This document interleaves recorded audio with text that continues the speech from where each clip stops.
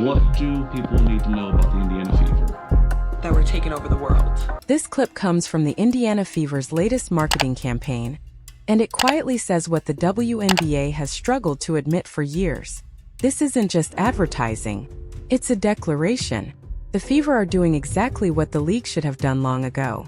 Right now, Indiana holds the hottest ticket in all of basketball, and that reality exists for one reason: Caitlin Clark.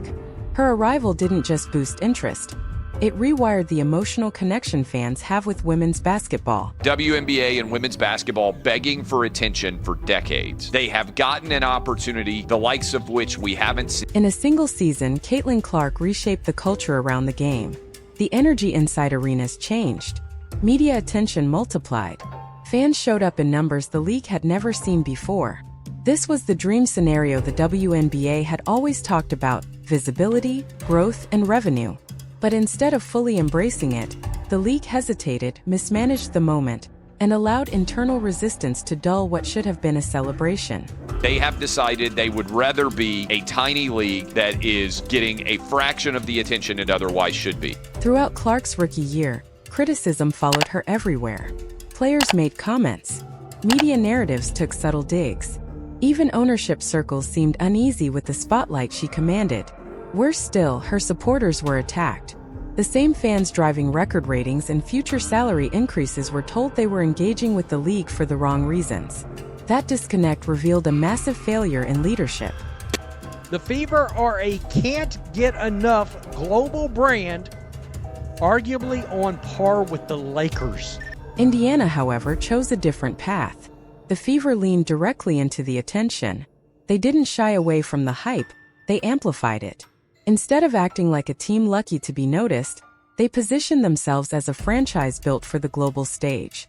Meanwhile, the WNBA appeared reactive, scrambling to regain control of a narrative that had already escaped them.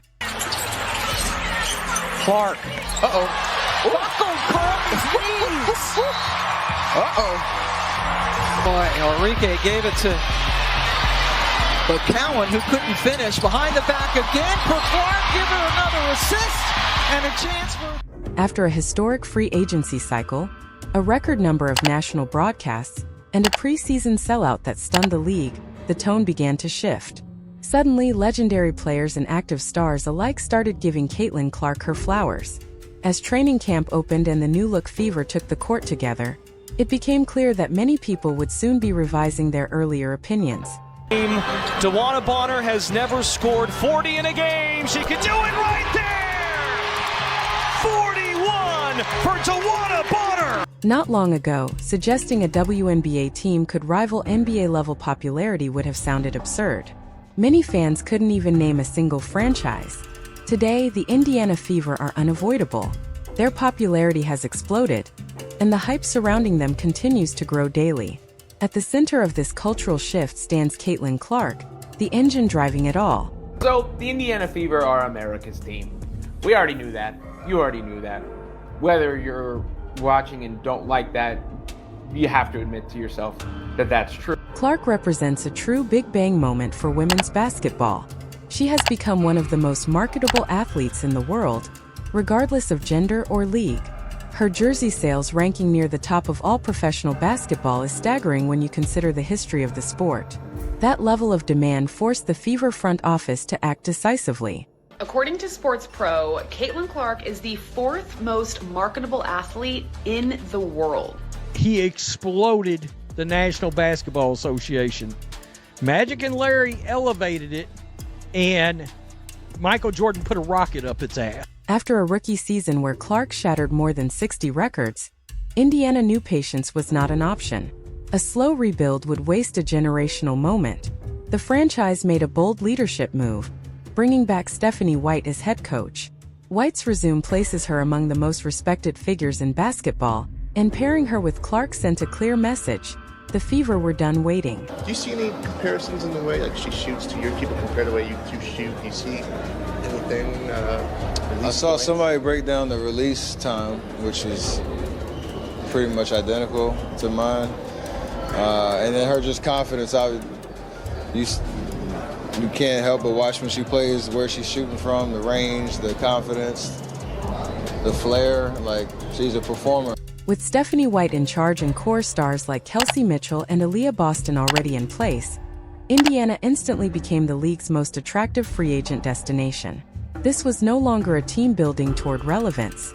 It was a team preparing to contend immediately, and veteran players across the league took notice. Back, Benley the rebound. Here comes Clark. Bouncing to Thad Benley, who lays it in. DeWanna Bonner, Natasha Howard, and Sydney Colson all boarded the Fever train. These weren't just role players, they were champions, leaders, and locker room stabilizers. Even Clark herself admitted leadership was missing the previous season. Adding Sophie Cunningham only strengthened the roster, turning Indiana into a team many believe can challenge for a title. You've seen Caitlin play a lot, but what's it been like to just pick her brain? And also to your point about grace and competitiveness, she walks that line probably in a bigger spotlight than most people. Yeah, I mean, I think first and foremost, one of the things that, I knew about her from afar, but just seeing it on a daily basis is the way she works. I mean, we talk about work ethic a lot, but work style is another thing. And she doesn't waste reps. She literally does embody the how you do anything is how you do everything, whether it's a ball handling drill or a shooting drill or setting screens. I mean, she approaches it with such a discipline that she doesn't waste time, and I appreciate it. As training camp footage began circulating, the hype reached another level. The Fever didn't just look improved, they looked dangerous. The chemistry, confidence, and sharp execution on the court suggested something special was forming. This wasn't just about winning games anymore. It was about redefining what a WNBA franchise could be in the modern era. We'll start with you, Kels, because Lord Jesus, your team and their fans, Jesus, they be getting up in everybody's business. New fans are sucking the life out of the WNBA right now. It's just the truth. Even with her relentless competitive drive, Caitlin Clark never loses her joy for the game. You see it in her body language, in the way she celebrates her teammates, and in how naturally she lifts the energy on the floor. Nothing about her enthusiasm feels forced. She understands the pressure she carries. She knows every possession is scrutinized, replayed, and debated endlessly. Yet she moves with calm confidence, never rattled, never rushed. And still, despite everything she has accomplished, the criticism continues. Shots from players persist. Media narratives linger. Even the fans she brought into the league remain targets. From the court to the culture, we own the moment. We're not here to chase greatness. We're here to claim it. A road game sound like home games because our fans don't ask for permission to dominate. This ongoing resistance has become the league's biggest self-inflicted wound. It reflects poorly, and frankly, it often comes across as jealousy more than legitimate critique. Tennis icon Serena Williams summed it up perfectly when she addressed the backlash Caitlin receives, explaining how dominance and popularity often make people uncomfortable, especially when they force change faster than expected. But you know what there was in the WNBA last year and the years prior? There was other storylines. There was joy. There was talk of competition. Rather than complaining about attention, the league should have been capitalizing on it. That is where the Indiana Fever separated themselves completely. Their new campaign is not just marketing. It is a declaration of leadership. It is about more than preparing for a championship run. It positions the Fever as a movement, stepping into a role the league itself seemed unwilling to claim. And I'll tell you what, the new fans are not all negative, nasty people. They're truly not. The new fans are truly fans of this league. And through Caitlin Clark and others, they have become fans of more than just one player, more than just two players. They become fans of so many players and so many teams in this league. They have to be welcomed with open arms. We have to leave all of this stuff in last season. It has to be dead and buried. According to the Fever's marketing team, the Now You Know campaign represents a rewriting of women's basketball history. It's about telling a new story and reshaping the culture of women's sports, not just in Indiana, but on a global scale. And that word matters most here, culture, because culture determines whether growth is temporary or lasting. See this line here? and those who are new to the Fever. Not, oh, you know, you weren't here. You weren't here when we were winning 5 games in 2022. You weren't here when we were cutting Alana Smith, a freaking all-star level player. You weren't here when, you know, we were starting in the dark ages when we offered Katie Lou Samuelson that max contract. You probably don't even know who Tamika Catchings is. Doesn't matter. You know what? If these new fans stick, they'll learn about all that. For years, the WNBA clung tightly to a pre-Caitlyn era culture. The league lacked major commercial success, but popularity felt evenly distributed. Caitlin Clark disrupted that balance. Other players still had loyal followings, but the wave of new fans overwhelmingly gravitated toward her. That imbalance bruised egos. Instead of adapting, many chose to deflect, making excuses and criticizing the very fans fueling the league's growth. The Fever did the opposite.